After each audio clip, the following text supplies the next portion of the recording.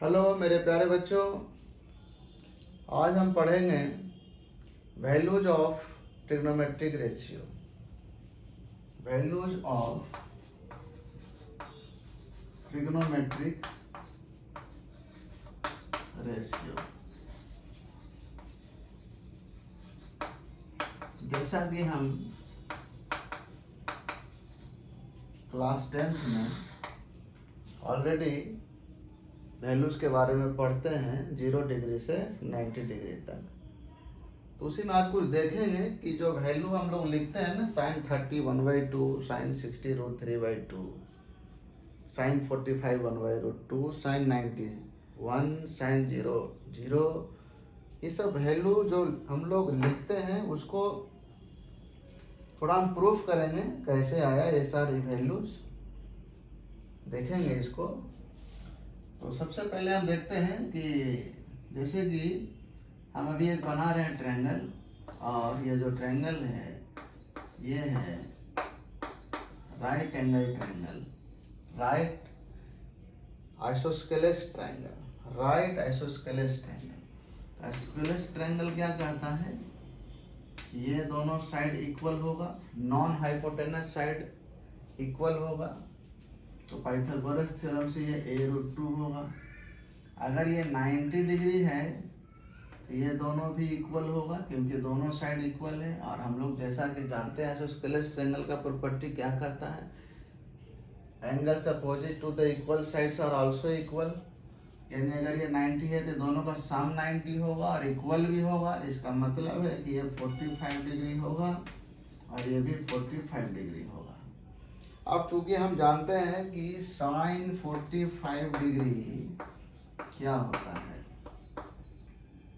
अगर साइन के लिए ये एंगल ले रहे हैं तो ये हमारा परपेंडिकुलर का काम करेगा, BC/AC, दैट इज A/A√2, मतलब ये हो गया 1/√2।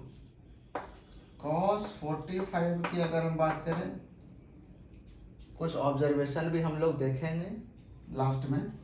cos 45 की बात करें, क्या होगा ये cos 45 डिग्री, अगर इसके लिए 45 ये बेस का काम करेगा, मतलब A/A√2, that is equal to 1/√2। यह है cos 45 डिग्री। tan 45 यहाँ से क्या मिलेगा, परपेंडिकुलर अपॉन बेस, मतलब A/A, that is equal to 1। ये वैल्यू निकल गया। इसी में अगर हम साइन 0 डिग्री बोले, अगर हम बोले साइन 0 डिग्री बताइए, यहाँ तो है नहीं 0 डिग्री, लेकिन अगर हम थोड़ी देर के लिए कहें कि साइन थीटा क्या होता है, BC/AB, AC, perpendicular upon hypotenuse. अब हम ये कह रहे हैं कि 0 डिग्री का मतलब क्या, एंगल 0 होगा। देखेंगे कि अगर ये मेरा हाइपोटेनस है और थोड़ी देर के लिए अगर हम इसको मान करके चले कि ये एक मेरे पास रोप है ना, टाइट रोप है ये, और यहाँ पर इसको हम हाथ से इसको ऐसे इस पोजीशन को, इस रस्सी को हम लोग पकड़े हुए हैं, एकदम बिल्कुल सीधा है, उसमें कोई लैग नहीं है, बिल्कुल स्ट्रेट रोप है। या और भी आप कुछ ऐसा मान सकते हैं जो बिल्कुल एकदम सीधा है, कोई उसमें लैगिंग नहीं है, टाइट रोप है। ये यहाँ पर हम इसको ऐसे ऐसे पकड़े हुए हैं, और अगर हम इसको क्लॉकवाइज मूव करें, और ये भी एक मूवमेंट होगा एंटी क्लॉकवाइज, दो तरह का मूवमेंट यहाँ पर देखने को हमको मिल रहा है। अगर हम बोलें कि अगर ये क्लॉकवाइज मूवमेंट होगा, अगर ये क्लॉकवाइज मूवमेंट होगा यहाँ पर से इस रोप का, ये जो रोप है हमारा AC, अगर इसका मूवमेंट क्लॉकवाइज होगा तो एंगल क्या होगा, एंगल डिक्रीज करेगा। लेकिन साथ ही साथ साइमल्टेनियसली अगर ये एंटी क्लॉकवाइज मूवमेंट है, एंटी क्लॉकवाइज अगर मूवमेंट है, तो अब देखिए ये जो एंगल होगा वो इंक्रीज करेगा, बढ़ेगा। आप खुद देखिए, अगर हम कहें ऐसा कि हम इसको थोड़ा नीचे लेकर आए, अरे और इधर किए, क्या हो रहा है, ये 45 से एंगल और छोटा हो गया, थोड़ा और नीचे लेकर आए और छोटा हो गया, थोड़ा और नीचे लेकर आए और छोटा हो गया, थोड़ा और नीचे लेकर आए ये और छोटा हो गया। जैसे जैसे इस रस्सी को हम क्लॉकवाइज मूवमेंट दे रहे हैं, वैसे वैसे ये जो एंगल है इस बेस के रिस्पेक्ट में, ये जो एंगल है इसके बीच का जो एंगल होगा वो छोटा होते जा रहा है। यानी कहीं ना कहीं ये पहले यहाँ था, अब यहाँ आ गया, यहाँ आ गया, यहाँ आ गया, यहाँ आ गया। जब ये पूरी तरह बी पर आकर के सिचुएट हो जाएगा, तब हम लोग कहेंगे कि इसके और इस लाइन के बीच में जो एंगल है वो 0 डिग्री हो जाएगा। इसका मतलब ये हुआ कि ये जो BC हमारा है, जो हमारा परपेंडिकुलर वाला लाइन था, इस एंगल के रिस्पेक्ट में कंप्लीट वैनिश हो जाएगा, यानी परपेंडिकुलर लाइन बचा ही नहीं। तो इसका मतलब है कि ये अगर थीटा अगर 0 की तरफ जा रहा है तो BC किसकी तरफ जा रहा है, 0। इसका लेंथ धीरे धीरे धीरे धीरे डिक्रीज होकर के पूर्ण रूप से समाप्त हो जाएगा। तो हम लोग कह सकते हैं कि साइन 0 डिग्री को 0 लिखने में क्या दिक्कत है, हो गया। साइन 0 डिग्री को हम लोग 0 लिख रहे हैं। इसी प्रकार से अगर यहाँ पर cos 0 अगर हमको लिखना होगा, अगर हमको cos 0 डिग्री की वैल्यू लिखना होगा, तो आप देखिए कि cos 0 डिग्री में फॉर्मूला क्या होगा, cos 0 डिग्री में क्या होगा, बेस अपॉन हाइपोटेनस। यहाँ पर ध्यान देना है, 0 डिग्री तो वही होगा, लेकिन यहाँ पर हो क्या रहा था, cos के फॉर्मूले में हाइपोटेनस नहीं आता है, यानी इस साइड का कोई रोल नहीं है। तो हो क्या रहा है कि जो हाइपोटेनस है वो धीरे धीरे छोटा होते होते होते होते ये पूरी तरीके से AB पर आकर के बैठ गया। यानी हाइपोटेनस और ये जो बेस है, ये दोनों एक दूसरे पर कोइंसाइड कर गया। और जब ये कोइंसाइड कर गया पूर्ण रूप से, तो हम देख रहे हैं कि AB और AC दोनों एक दूसरे के इक्वल हो जाएगा। और जब ये दोनों एक दूसरे के इक्वल होगा तो कहीं ना कहीं इसकी वैल्यू तो 1 ही आएगा ना। यानी यहाँ पर जो हमारा अगर ये थीटा इस 0 को अप्रोच कर रहा है, तो आप ध्यान दीजिए कि इसका जो बेस, इसका जो हाइपोटेनस है AC, वो कहीं ना कहीं किसकी तरफ जा रहा है, AB की तरफ जा रहा है। दोनों इक्वल हो जाएगा और वैल्यू आ जाएगा 1। ये तो साइन 0 पता है, 0 हो गया, cos 0 हो गया 1। यहाँ से तो हमको पता चल गया 45 0 डिग्री का वैल्यू पता चल गया। अगर इसी में हम लिखते हैं साइन 90 डिग्री, अगर हम लिखते हैं साइन 90 डिग्री, तो क्या होता है, 90 के केस में क्या करती है, अभी 45 है, इसको हम इस तरफ लेकर के जाते हैं, और जब इधर की तरफ जाएगा तो ये मान लीजिए कि इसको हम इधर खींच रहे हैं, तो ये क्या होगा, ये धीरे धीरे ये छोटा होते चला जाएगा। जैसे इसको इधर ला रहे थे तो ये समाप्त हो रहा था, वैसे अगर इसको इधर खींचेंगे तो ये धीरे धीरे समाप्त होते चला जाएगा। अगर इधर खींचेंगे तो ये इधर की तरफ अप्रोच करेगा, इस तरफ।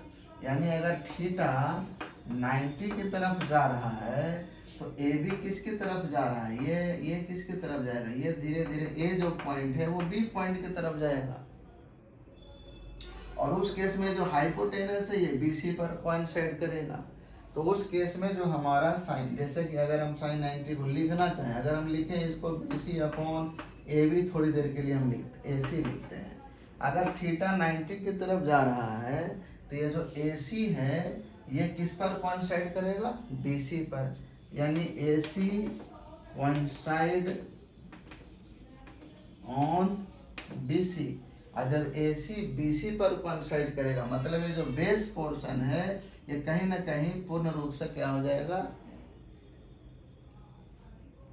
समाप्त होते चला। जैसे इसको हम ऐसे अगर खींचें, अगर इसको इस तरीके से हम इधर की तरफ कर रहे हैं तो ये क्या होगा, धीरे धीरे धीरे धीरे ये इसकी तरफ अप्रोच करेगा। तो जब AC कोइंसाइड ऑन BC, तो उस केस में जो हमारा एंगल होगा वो कितना हो जाएगा, 1 यहाँ पर। लेकिन उसी प्रकार से अगर cos 90 करें इसका बेस समाप्त हो जाएगा। और जब बेस समाप्त हो जाएगा तो उस केस में हम क्या करेंगे, यहाँ पर आ जाएगा 0। तो इस तरह से हम लोग वैल्यू फाइंड आउट कर सकते हैं। अब नेक्स्ट जो हम लोग देखेंगे,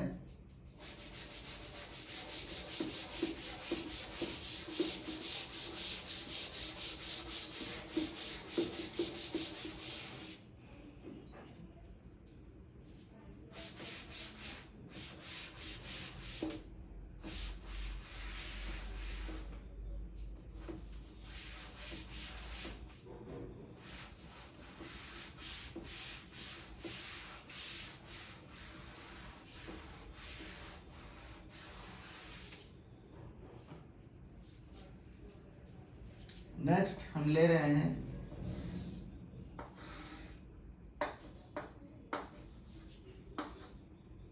ये इक्विलेटरल ट्रायंगल है और यहाँ से हमें ऑल्टीट्यूड ड्रॉ किए m, ये साइड A है, ये भी A है, यहाँ से यहाँ तक A है, ये हो गया a/2, ये भी हो गया a/2, ये एंगल हो गया 60 डिग्री, ये तो 90 है ही, ये हो जाएगा 30 डिग्री, और ये a/2 है, ये आएगा a√3/2। ये जो अल्टीट्यूड है ये आएगा a√3/2। आप पाइथागोरस थ्योरम अप्लाई करेंगे तो ये आपको मिलेगा।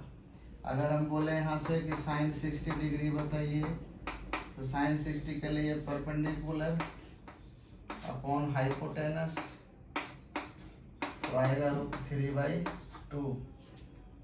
इसी में अगर हम cos 60 पूछें तो cos 60 की वैल्यू कितना हो जाएगा, a/2 into a, that is 1/2 base upon hypotenuse.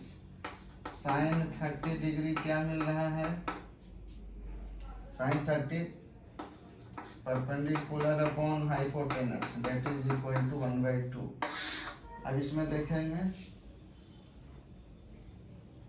cos 30 degree, cos 30 degree base यानी a√3/2 into a hypotenuse that is equal to √3/2।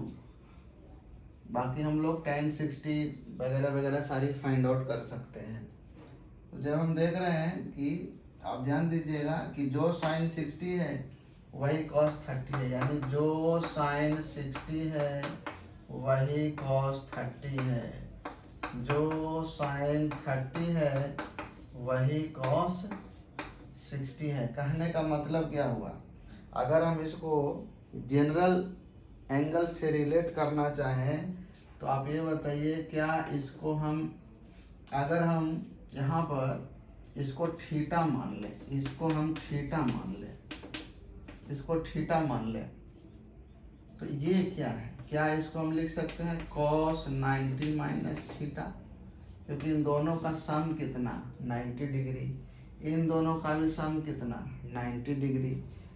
पिछले ट्रायंगल में भी देखे थे कि जो साइन 45 था वही cos 45 था, जो साइन 0 डिग्री था वो cos 90 डिग्री था, जो साइन 90 डिग्री था वो cos 0 डिग्री था। इसको अगर ध्यान से हम देखेंगे ये दोनों का सम भी 90 है, यहाँ दोनों का सम 90 है, यहाँ भी दोनों का सम 90 है। यानी अगर साइन और कॉस में दोनों के एंगल का सम कॉम्प्लीमेंट्री एंगल के इक्वल है तो उस केस में हम इस तरह का फॉर्मूला डेवलप कर सकते हैं। साइन थीटा जो है उसको हम cos 90 माइनस थीटा लिख सकते हैं, या फिर साइन 90 माइनस थीटा को cos थीटा लिख सकते हैं। ये यहाँ से एक फॉर्मूला निकल करके हमारे सामने आ जाता है, एक तरह का फॉर्मूला हो गया complementary angle of sine and cos. यानी साइन का कॉम्प्लीमेंट कौन है, कॉस, कॉस का कॉम्प्लीमेंट कौन है, साइन, यानी sine and cos both are complement to each other, ऐसा हम लोग कह सकते हैं। तो नाम से भी ऐसे पकड़ना है, जैसे अगर हम लोग लिखते हैं ना साइन और फिर लिखे कोसाइन, कोसाइन, कोसाइन, को मतलब हो गया कॉम्प्लीमेंट, किसका कॉम्प्लीमेंट, साइन का कॉम्प्लीमेंट। और कॉम्प्लीमेंट में आता कितना है 90 डिग्री, यानी अगर cos 90 माइनस थीटा है तो साइन हो जाएगा थीटा, साइन 90 माइनस थीटा है तो हो जाएगा cos थीटा। इसी में हमको लिखना है tan का कॉम्प्लीमेंट कौन, tan 90 माइनस थीटा आएगा तो लिख देंगे cot थीटा, नाम से पकड़ेंगे। जैसे इसको हम लिखे टेंजेंट तो इसको लिखते हैं कोटेंजेंट, कोटेंजेंट, को माने कॉम्प्लीमेंट, तो किसका कॉम्प्लीमेंट, तो टेंजेंट का कॉम्प्लीमेंट, तो इसमें भी आएगा 90 माइनस थीटा cot थीटा। फिर देखेंगे कि sec 90 minus theta, sec 90 minus theta, तो क्या लिखते हैं, कोसेक लिखते हैं हम लोग, कोसेक।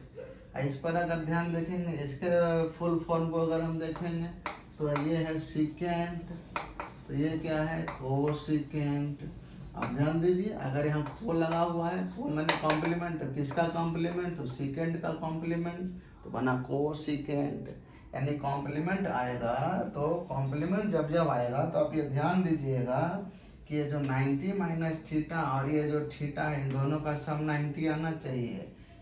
tan और cot में जो एंगल है, अगर वो 90, उसका सम अगर 90 है मतलब उसका वैल्यू भी सेम होगा। जैसे अगर हम बोले tan 45 अगर 1 है तो cot 45 का वैल्यू भी सेम ही होगा, क्योंकि इन दोनों का सम 90 डिग्री है। अगर हम ये कहें कि tan 60 डिग्री है और cot के साथ लिखना है और वैल्यू सेम आना चाहिए, तो अगर ये 60 है तो ये 30 डिग्री होगा। अगर हम कहें कि tan 30 डिग्री है तो यहाँ पर आएगा cot 60 डिग्री आएगा, ये चीज़। अगर हम बोले tan 0 डिग्री है, tan 0 डिग्री है तो cot 90 डिग्री होगा। अगर हम बोले tan 90 डिग्री है तो cot 0 डिग्री होगा। कहने का मतलब है कि tan का कॉम्प्लीमेंट है cot, अगर दोनों का एंगल का सम 90 आ रहा है मतलब वैल्यू भी दोनों का सेम होगा। दोनों साइन कॉस में भी वही बात है और सेक और कॉसेक में भी वही बात है। तो आज हम लोग देखें कि कैसे फार्मूला बनाया जाता है और बेसिक्स, अभी हम क्लास 10th का बेसिक्स ही पढ़ाए हैं और कैसे कैसे वैल्यूज वगैरह आया है, अभी हम इसकी बातें चर्चा किए हैं। नेक्स्ट क्लास में थोड़ा और आगे हम लोग प्रोसीड करेंगे और जो अब एंगल है, अब क्वाड्रेंट के बारे में पढ़ेंगे। क्वाड्रेंट किसमें साइन पॉजिटिव, नेगेटिव, अब एंगल का दायरा भी थोड़ा बढ़ेगा 90 डिग्री तक ही, अभी तक हम लोग सीमित हैं, इससे आगे भी हम लोग नेक्स्ट पार्ट में बढ़ेंगे। और फिलहाल इस पार्ट के लिए इतना ही। Thank you.